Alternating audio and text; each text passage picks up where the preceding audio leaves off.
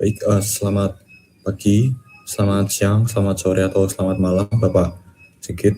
Jadi kami dari kelompok 1 kelas TI 3A ingin mempresentasikan hasil dari analisis, visualisasi, dan klasifikasi keberhasilan kampanye telemarketing deposito yang menggunakan Apache Spark dengan metodologi CRISP-DM dengan kombinasi analisis deskriptif dan prediktif.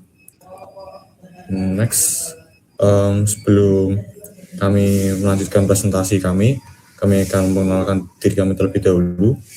Saya Daniel Di Pratoman dengan nomor presensi 7. Saya Irma Inaya dengan presensi 13.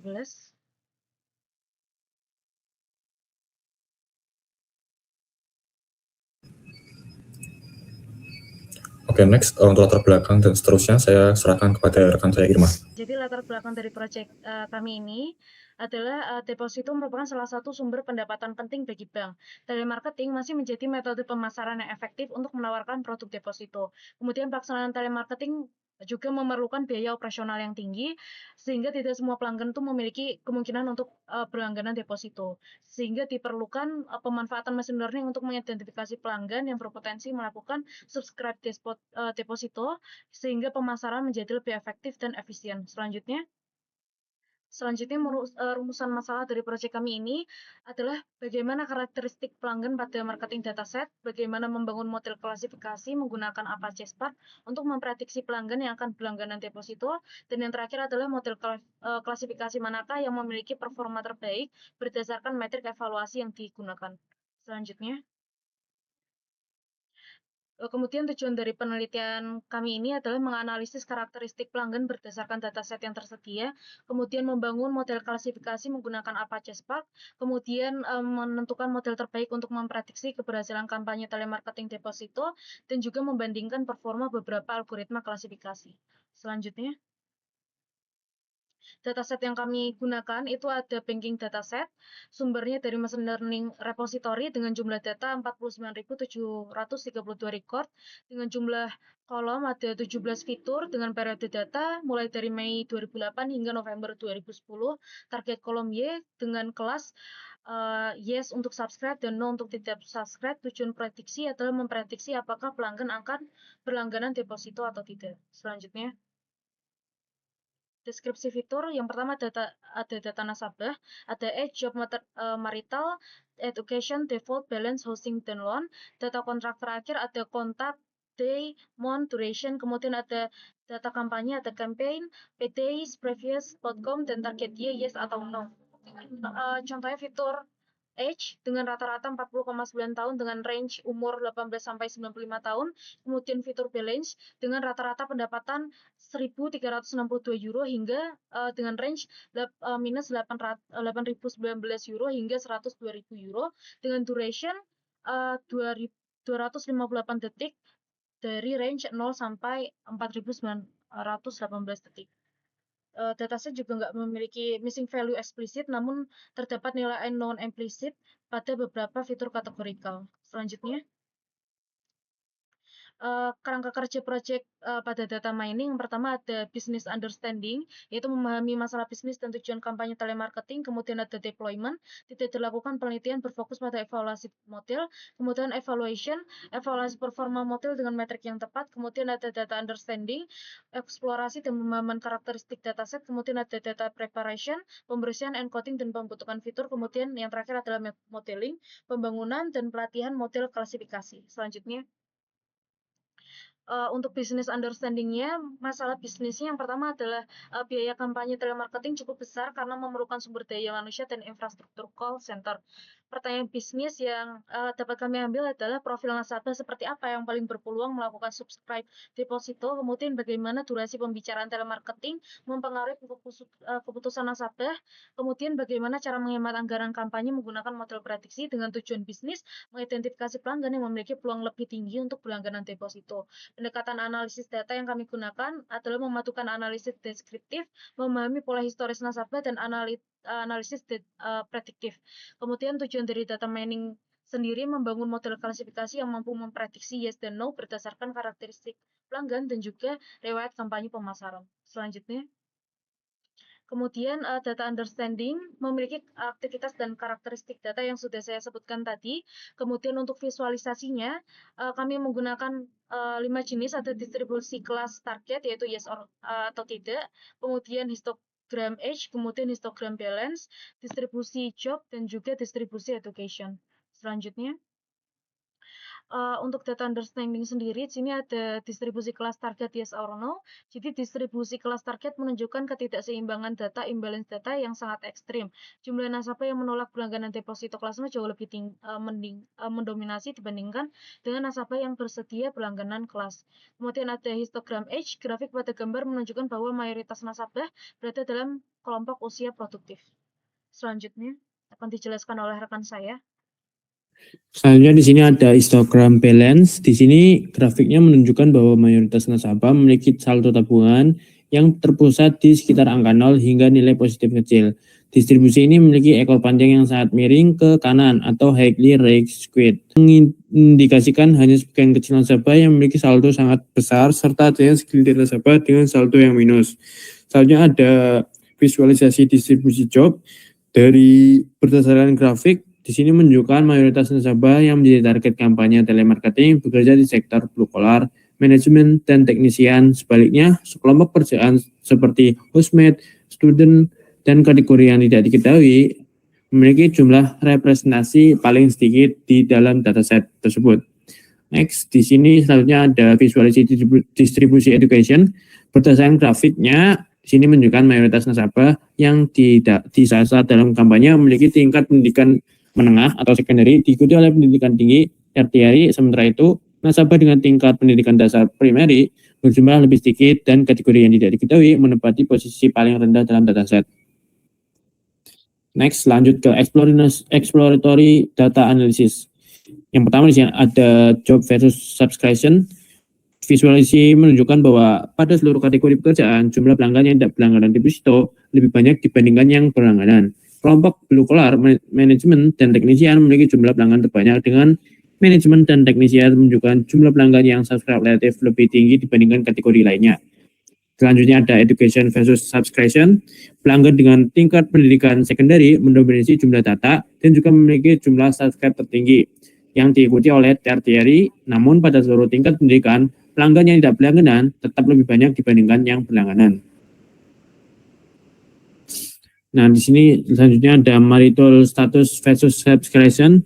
Pelanggan dengan status married memiliki jumlah data terbanyak yang diikuti oleh single dan divorce. Meskipun jumlah subscribe terbesar berasal dari kelompok married, pelanggan yang tidak berlangganan tetap mendominasi pada seluruh status pernikahan. Lanjutnya ada balance versus subscription. Pelanggan yang berlangganan deposito cenderung memiliki saldo yang balance lebih tinggi dibandingkan pelanggan yang tidak berlangganan. Meskipun terdapat banyak outlier pada kedua kelompok, median balance pelanggan yang subscribe terlihat lebih besar. Duration versus subscription. Pelanggan yang berlangganan deposito memiliki durasi panggilan yang cenderung lebih lama dibandingkan dengan pelanggan yang tidak berlangganan. Hal ini terlihat jelas dari median dan sebaran data yang lebih tinggi pada kelompok yes. Previous compact outcome versus subscription. Pelanggan dengan hasil kampanye sebelumnya sukses memiliki proporsi subscribe yang lebih tinggi dibandingkan kategori lainnya. Sementara itu, kategori unknown mendominasi jumlah data, namun sebagian besar pelanggan pada kategori ini tidak berlangganan. Lanjut ke data preparation. Yang pertama ada data validation dan cleansing. Di sini ada duplikasi data, ada 0 baris duplikat ditemukan pada dataset train maupun tes. Lalu ada nilai unknown, missing value implicit, ditemukan pada job 288, education, kontak, dan p-outcome. Kategori ini tetap dipertahankan karena mengandung nilai informasi prediktif yang kuat bagi model.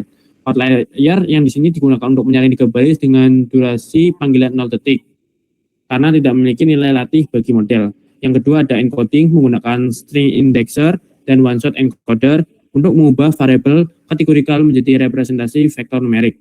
Selanjutnya ada fitur selection. Di sini memilih 7 fitur numerik dan 9 fitur kategorikal yang penting untuk memprediksi. Yang keempat ada fitur vektor, menggunakan vektor assembler untuk menyatukan semua fitur menjadi satu vektor dalam satu input.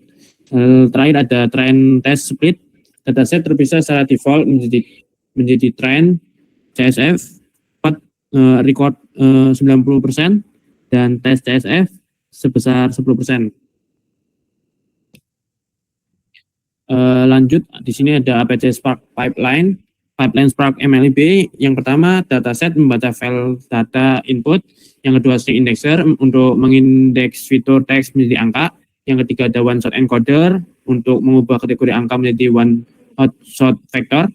Yang keempat, vector assembler yang digunakan untuk menggabungkan semua fitur menjadi satu. Yang kelima, classification model untuk melatih model klasifikasi. Keenam, prediction untuk melakukan prediksi. Yang terakhir ada evaluation untuk mengevaluasi hasil prediksi. Sini menggunakan komponen string index, one hot encoder, vector, pipeline, dan cross validator. Lanjut ke modeling. Yang pertama ada logistic regression, decision tree, random forest. Logistic regression menggunakan model klasifikasi Banner, lalu decision tree menggunakan model pohon keputusan yang mudah diinterpretasikan, dan random forest yang digunakan untuk menggunakan ensemble model untuk mengurangi overfitting. Next, ada alur modelingnya sendiri. Jadi alur modelingnya ini dari mempersiapkan dataset, kemudian melakukan training model, cross validation, memilih model yang terbaik, dan melakukan prediksi. Next, jadi di sini kami juga menggunakan cross validation, yang dimana kami menggunakan 5 volt dan dengan parameter untuk masing-masing model sekian, dan kami menerapkan cross validation ini untuk salah satunya itu mencegah overfitting dan optimasi. Dan untuk alurnya sendiri itu kami melakukan training set, melakukan 5 volt validation, menentukan skor rata-rata, kemudian menentukan base hyperparameter, dan menentukan base modelnya. Kemudian dari hasil evaluasi model ini kami menerapkan 4 kriteria, yaitu dari segi akurasi, precision, recall, dan event score. Dan untuk hasil evaluasinya sendiri itu, akurasi dimenangkan oleh decision tree dengan nilai 0,9259, precision dimenangkan oleh decision tree dengan nilai skor 0,999, untuk segi recall dimenangkan oleh decision tree dengan 0,9259, dan dari segi event score juga diunggulkan oleh decision tree dengan nilai skor 0,921. Dan untuk confusion matrixnya dari masing-masing model seperti ini, dan dimana decision tree itu juga berhasil dengan sukses menghasilkan nilai yang lebih banyak dari segi nilai yang diprediksi dengan nilai aktualnya dibandingkan dengan model lain seperti logistic regression dan random forest, yang dimana untuk menganalisis pola kesalahannya ini, jadi kami membandingkan true positif, yaitu berhasil memprediksi nasabah yang membeli, dan true negatif, berhasil memprediksi nasabah yang menolak untuk ketiga model, kemudian mengurangi false positif untuk menghemat biaya operasional telemarketing, dan terakhir mengurangi false negatif agar tidak kehilangan peluang transaksi. Kemudian menjawab rumusan masalahnya, bagaimana karakteristik pelanggan pada marketing dataset. Jadi berdasarkan hasil ADA, pelanggan yang memiliki peluang lebih tinggi untuk berlangganan deposito umumnya memiliki saldo yang lebih tinggi, durasi percakapan telemarketing yang lebih lama, dan serta riwayat kampanye sebelumnya yang berhasil. Kemudian pertanyaan kedua, bagaimana membangun model klasifikasi menggunakan APC Spark. Jadi model klasifikasi dibangun menggunakan APC Spark MLIB dengan pipeline seperti string indexer, one hand encoder, vector assembler, algoritma klasifikasi, dan terakhir dilakukan 5-fold cross validation. Kemudian pertanyaan terakhir, model klasifikasi manakah yang memiliki performa terbaik? Jadi berdasarkan hasil evaluasi, model decision tree memberikan performa terbaik dengan nilai akurasi, precision, nilai recall, dan event score sekian, dibandingkan dengan model lainnya seperti linear regression dan juga random forest. Kemudian menjawab pertanyaan bisnis. Jadi yang pertama, profil nasabah seperti apa yang paling peluang melakukan subscribe deposito. Jadi pelanggan dengan saldo rekening lebih tinggi, durasi komunikasi yang lebih lama, dan riwayat kampanye sebelumnya berhasil. Kemudian bagaimana durasi pembicaraan telemarketing memengaruhi keputusan nasabah. Jadi hasil analisis menunjukkan bahwa semakin lama durasi percakapan telemarketing, maka semakin besar peluang pelanggan untuk berlangganan deposito. Kemudian pertanyaan bisnis yang terakhir, bagaimana cara menghemat anggaran kampanye menggunakan model prediksi. Jadi maksudnya model klasifikasi. Jadi model klasifikasi dapat digunakan untuk mengidentifikasi pelanggan yang memiliki peluang subscribe lebih tinggi sebelum telemarketing dilakukan, sehingga bank dapat memfokuskan panggilan pada pelanggan yang memiliki potensial.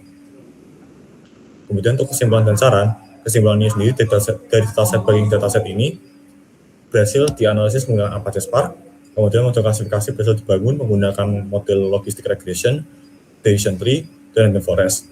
Dan kami juga menerapkan cross validation yang digunakan untuk memilih model yang terbaik dari ketiga model yang di training, kemudian kami menentukan model terbaik untuk bantu bank mengidentifikasi pelanggan potensial yang lebih efektif. Kemudian saran dari kami juga menambahkan data yang lebih baru untuk meningkatkan akurasi, kemudian mengembangkan algoritma lain seperti ASG Boost atau gradient boosting, dan yang terakhir adalah mengintegrasikan model dan sistem CRM bank untuk deployment yang lebih berdampak. Mungkin segitu saja yang bisa kami sampaikan dari presentasi, analisis, dan visualisasi serta klasifikasi model kami menggunakan Apache Spark. Kiranya presentasi ini dapat bermanfaat, dan apabila kami ada kesalahan saat kami presentasi, kami minta maaf. Sekian yang bisa kami sampaikan. Terima kasih atas perhatiannya.